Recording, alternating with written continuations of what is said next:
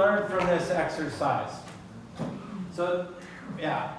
One of the things we noticed that it's really easy to go to the operational. Uh-huh. And we're not bad at it. But the question of, I don't think it's a disposing of all, because even as a bachelor, I want input, and ideas, but it's a question of primacy.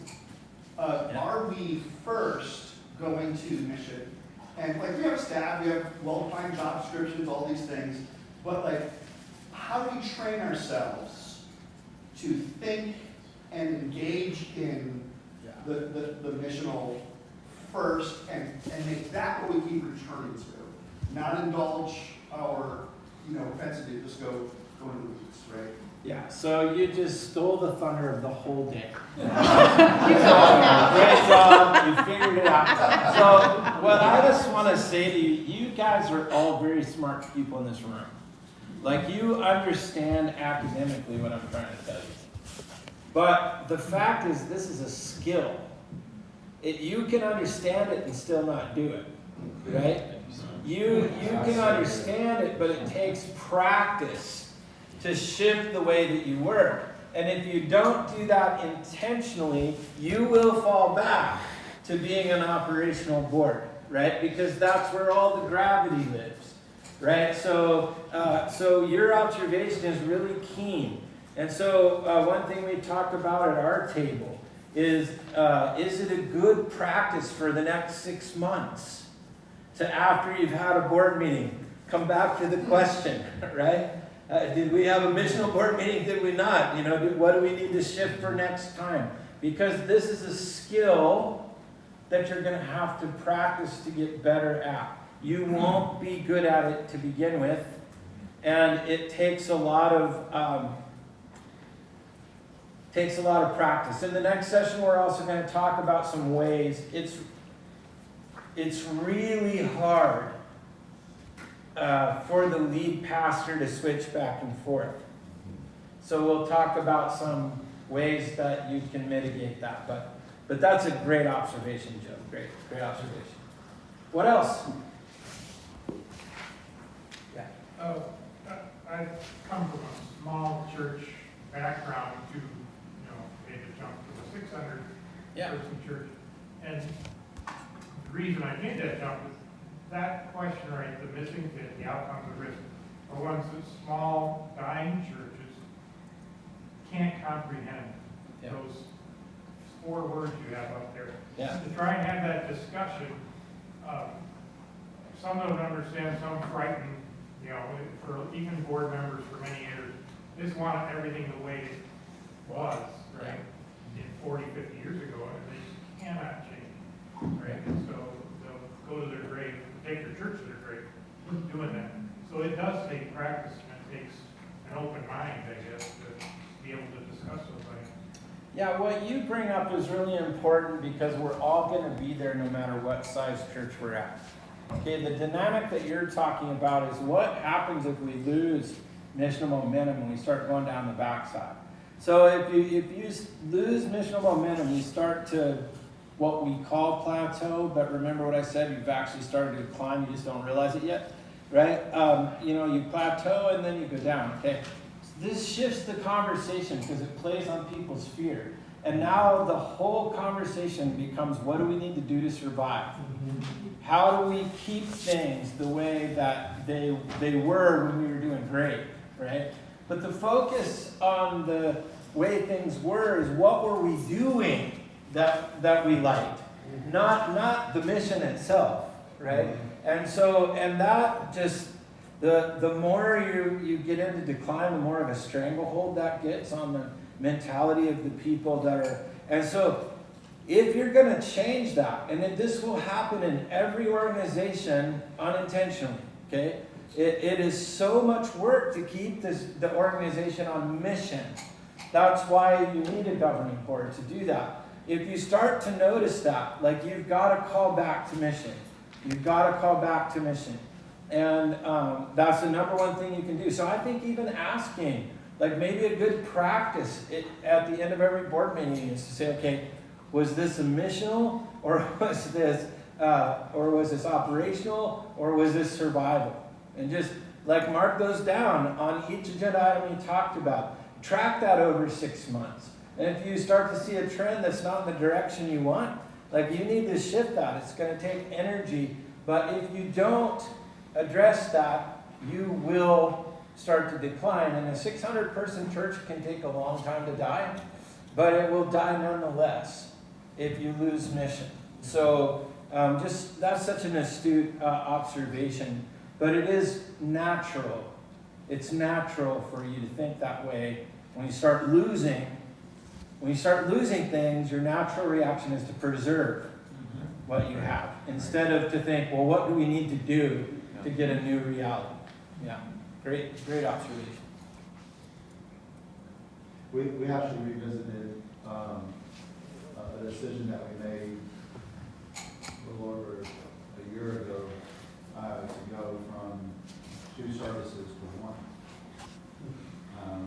And, you know, anachronistically, it's the right decision, right?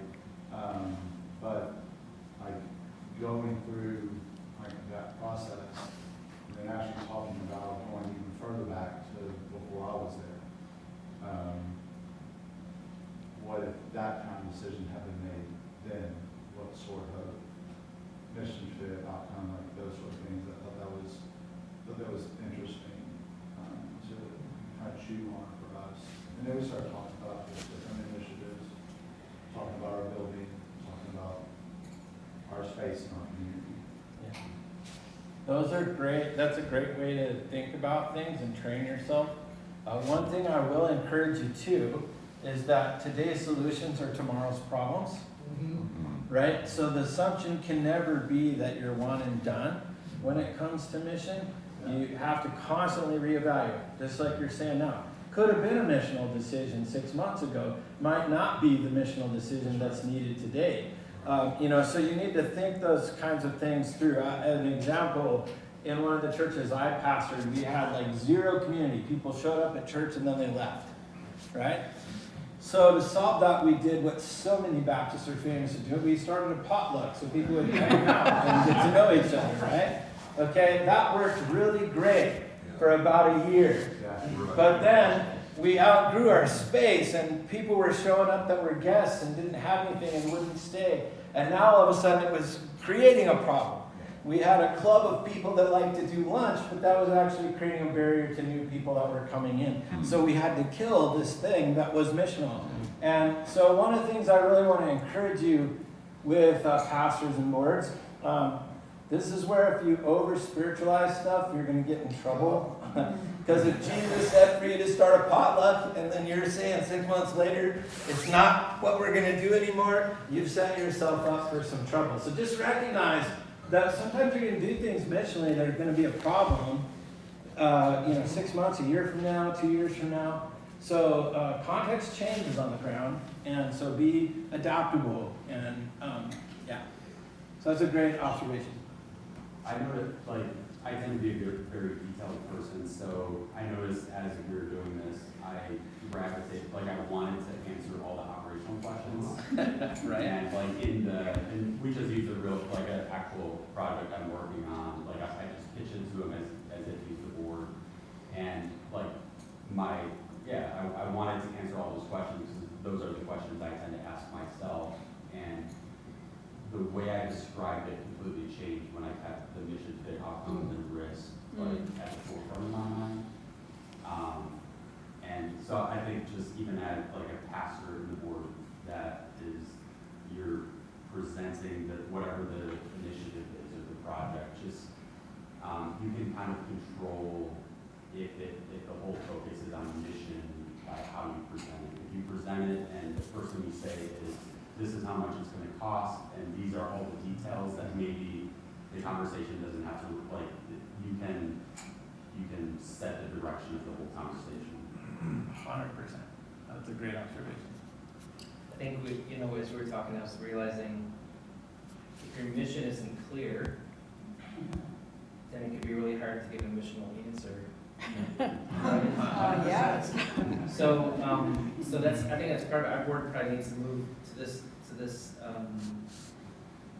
this kind of a outlook on how we're doing stuff. The other thing we're talking about though is, if your mission is clear, people can make, and you're not dealing with all the operational or logistical stuff. Board meetings on some level could be easier and shorter because you're just saying, is this mission oriented? It is, then go for it. Yeah, so I was the most missional church I've ever served at. I was the executive pastor, and it was a church we had gone from about 300 to about 880 or so at the time I was there. And our board met at 6 a.m. until 7 a.m., right, once a month. And then we would have an annual strategic retreat. And we were a governing board. And that the reason they were able to do that is exactly what you're saying. They were very clear on who we are and what the mission was about. And in fact, that was a really interesting church because the lead pastor got elected superintendent, and it was a congregational model church. And so it's the only time I've ever had this happen. So this was the congregational meeting. This pastor had been at this church from the time the church was 300 to 880, been there for almost 25 years. And so this was the response of the congregation. Oh, we're so glad, Pastor, that you get this opportunity to expand your gifts. When can we elect a new pastor so it doesn't disrupt the mission? Kid you not. Like, I mean, the whole congregation is like, we know what our mission is to help people discover, trust, and love Jesus, and this has the potential to get in the way of our mission, so we need to wrap this up so we can get back on mission. I mean, I'm just like, whoa, this is, where am I? Like, you know, so they had that level of mission clarity that was super helpful. Yeah, and I could tell lots of stories about big decisions, like, they wanted to help people discover, trust, and love Jesus. They didn't believe that happened in a classroom. Okay, so they had a small group model that's where people would come in and grow and disciple and so forth like that. We also happen to own a campus that used to be a college. So we had lots of classrooms, right? And so every single time we'd get into a quarter for small groups, people would say, can we have our small group at the church to make it easier for childcare? That was always the rationale. And the board was like, yeah, no, we're not going to do that. Well, why? We have the room. Yes, we do. No, we're not going to do that. Why are we not going to do that? We're not going to do that because that's not our mission. Our mission isn't to have a class. Our mission is to have meaningful spaces where people can discover, trust, and love Jesus. So they had that layer of clarity. I will say it's hard to build that layer. I mean, you've got to really be on point for a long period of time to get to that level. So, great observation. Thank you. Anybody else?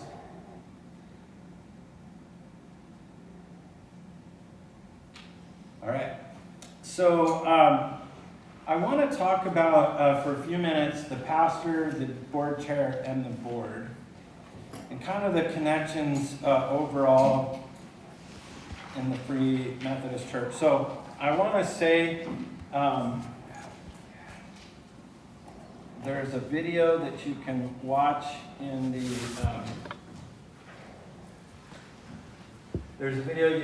slide deck. Everybody can have the slide deck. It talks about how the church is connected globally, regionally, and the local church. It could help. So the main idea here is the pastor is accountable to the conference, right? So we have a thing called a MEG board and a ministerial appointments committee. And the pastor is accountable to the conference and is the steward of mission and culture, right? The job of the pastor is to set vision that takes us in the direction of the mission and the culture we're trying to build. And they're accountable to the conference for that. The superintendents are accountable to the bishops. So our book of discipline talks about how the superintendent's job is to implement the vision and direction and mission of the Free Methodist Church. And so we have this connectional system that the goal is that we're all in alignment to the mission that Jesus called us to, which is to bring wholeness to the world through loving God, loving people, and multiplying followers of Jesus. And we're doing that in specific ways. And so I want to say, in our system, local churches are free to define that for the context that you're in. Like, you don't have to have the same mission statement that the Free Methodist Church has. You need to understand who Jesus is calling you to be in this context, but it should go in the same direction, right? But you're free to do that, and the pastor is accountable to the conference. The pastor and the board are partners in this missional work of the church. So the board does not oversee the lead pastor. They partner with the pastor in the oversight of the mission and the church. And technically, both the board and the pastor are responsible to the conference for the missional outcomes that we want to see. And so now, typically, if you're a lead pastor in a church of over 200, you're there because you have exceptional leadership gifts. You're doing a great job. Thank you for leading in that way. And the larger your church gets, the more complicated the organization becomes, and the more you're thinking about operational questions, because your everyday job, your team is going to bring up stuff to you. It's all about that, right? It's all about the operation of the vision that you have. It can be hard to build more conceptual time in some circumstances. You really can't get past the 600 barrier unless you fix that. Okay? So you've got to build more conceptual time. But one of the ways that you can help is to have a board chair. Now, in most of our churches, the lead pastor functions as the chair. In our polity, a chair is optional, so the lead pastor can function, or somebody they appoint to that role. So it's not something that is typically elected. Some churches might do it different, but in our polity, it's something that it's sort of optional to the leader. It can be really helpful, though, for the reasons I'm sorry, I can't remember your name, brother. Right next to you, Joe. Who's this guy? Brian. Okay. So, Brian, you brought this up. It becomes harder to shift back and forth, right? Because you're deep in this, and then you come over here, and because you're deep in this is how you're presenting it over here, right? And so you're inadvertently pulling the governing board into operations, and then I guarantee you're getting mad at the board for interfering in operations, right? So you're like, stop it. I don't want you to get involved in this, but then you just brought the question, right? So don't get mad at the board for stepping into operations when you're the one putting it on the table, right? A way to help solve this potentially is to have a local board chair. And there's some interesting things that can happen as that. So in our context, the board chair and the pastor work together, okay? So this is a close relationship that happens. So it's not like the board chair is the one, just independently making stuff up to get on the agenda. There's a cooperation that's happening there, but it can help the lead pastor come into that setting as a participant instead of a leader. It makes a huge difference to how you're able to engage in the meeting. Okay? And so a board chair can help facilitate. So the job of a board chair is to manage the conversation, to help set the agenda. So Pastor, if you have a board chair, you can come to that board chair and they can help you vet whether this is operational or missional. They can help you cast it in a way that is missional and not operational. So Eric Logan is here today. A lot of you know Eric. So Eric and I agree with that.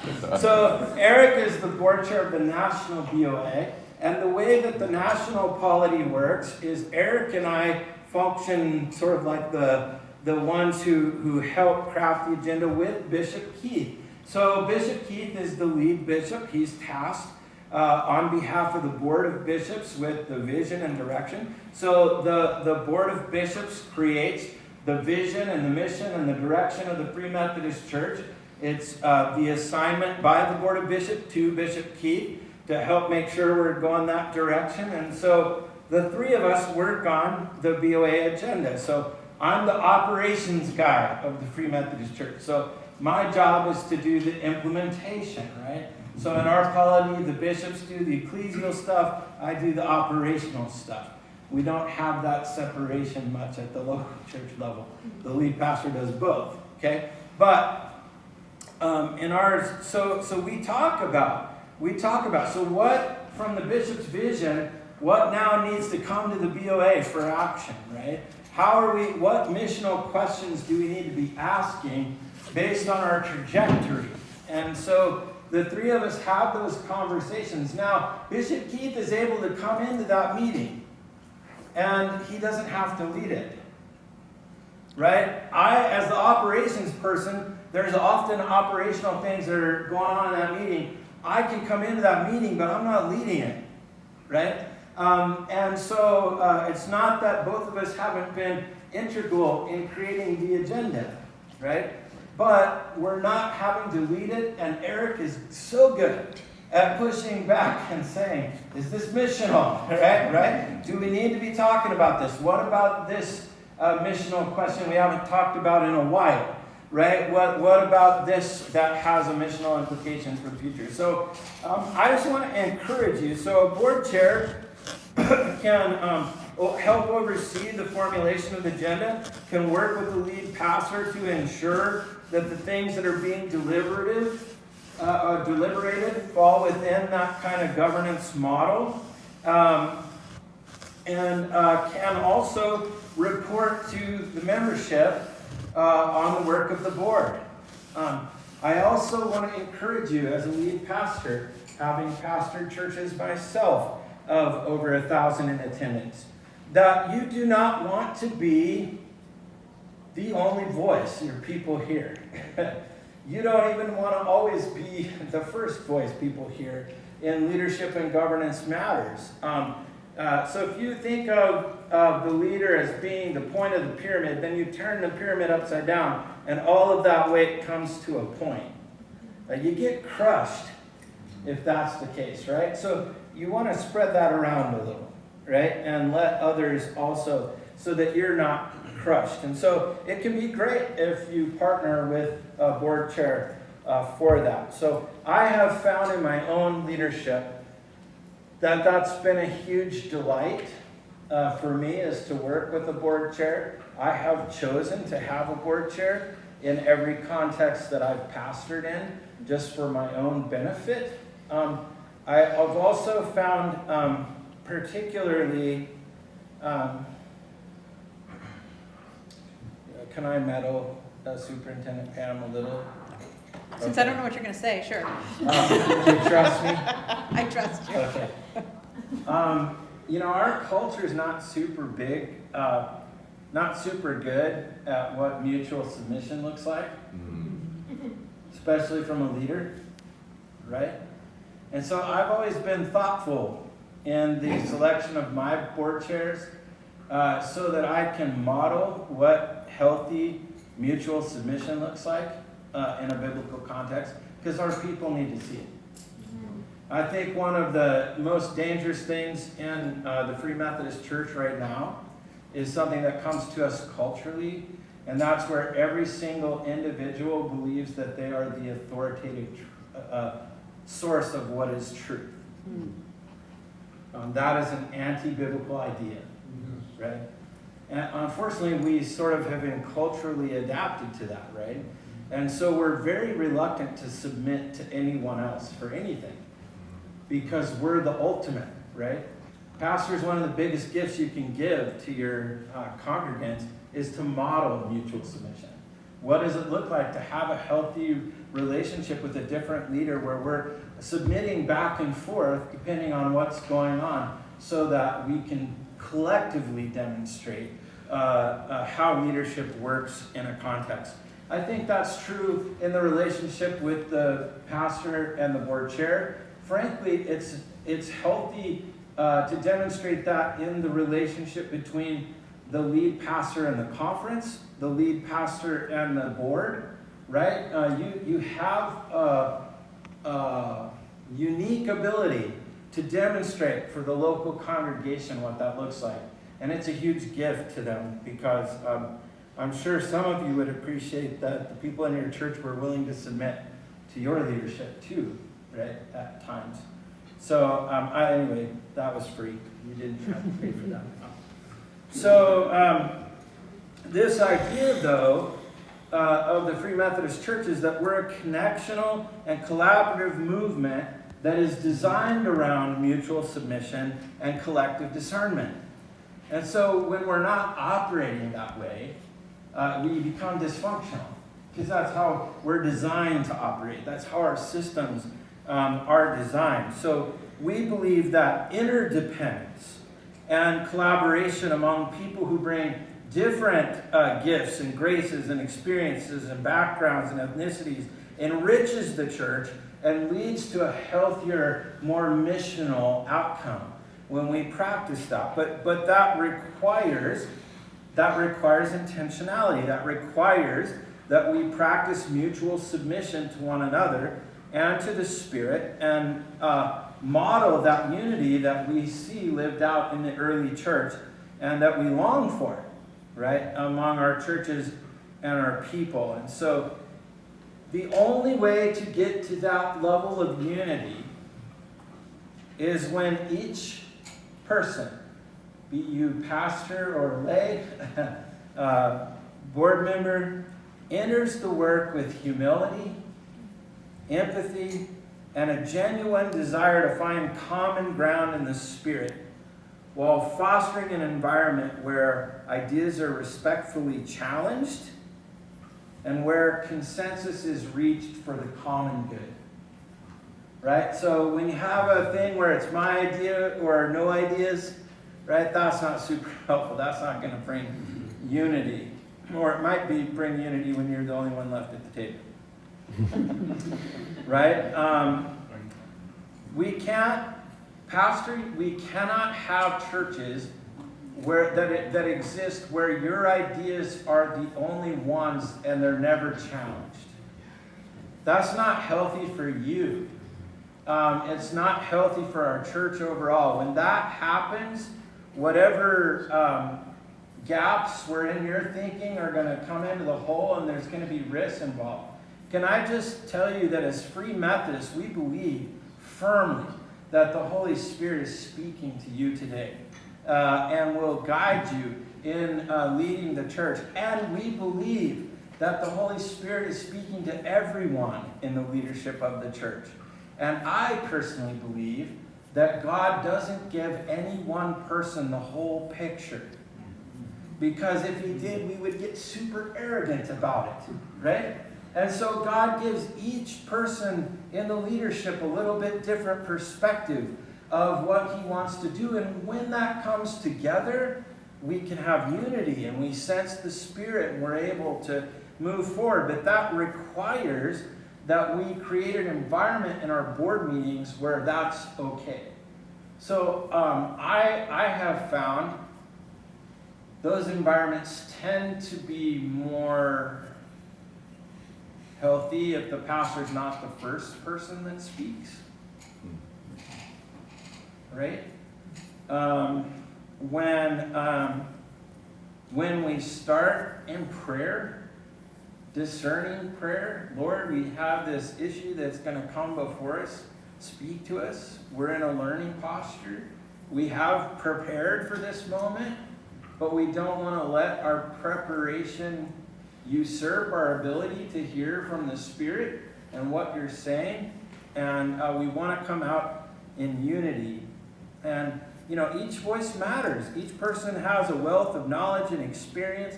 Each person has a different relationship with the Spirit, and the Spirit might speak to them a little bit differently about things.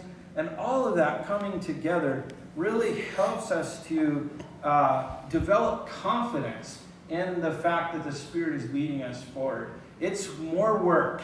I'm just gonna say straight up. It's more work to come to that level of unity, but when you have it, there is serious strength. There's spiritual authority that comes when you have that level of unity in the church. And when it's not just the pastor speaking, but it's a governing board, we have gone and we have discerned, and this is what Jesus is asking us to do. It carries a different level of weight. And so, I want to just encourage you to seek after that, friend. Seek after. That's available to you. The Spirit is present with you. And pastors, don't be afraid of that. It's a gift to you. And as you practice this out, you will find more and more that the description Jesus gave of the ministry yoke as being something that's easy and light, that happens more when there's others helping carry the load versus just you being the one that's carrying the load. So I just want to encourage you in that. Yeah. Super quick, another question. Yeah. Do you have, or would you recommend job descriptions for the various roles of the board, like the finance lead, the secretary, the board chair? Well, yes, if there's a specific role that they have. So some of those are going to be partially defined for you. So things like treasurers and secretaries, the state has a lot of thoughts about that. So you certainly do want to define those roles because they need to know what they're responsible for, right? It's bad if you just say, hey, you're the treasurer, and they don't know what that means because they can go to jail if they don't know what that means. Right? Okay, so some of that needs to be defined. There are some people on your board that probably aren't going to have a job description, right? They're just bringing their gifts to the board. So I think I heard once that good fences make good neighbors, and I think that's true in these kinds of settings. If you have clarity about what your role is, that lets you work together.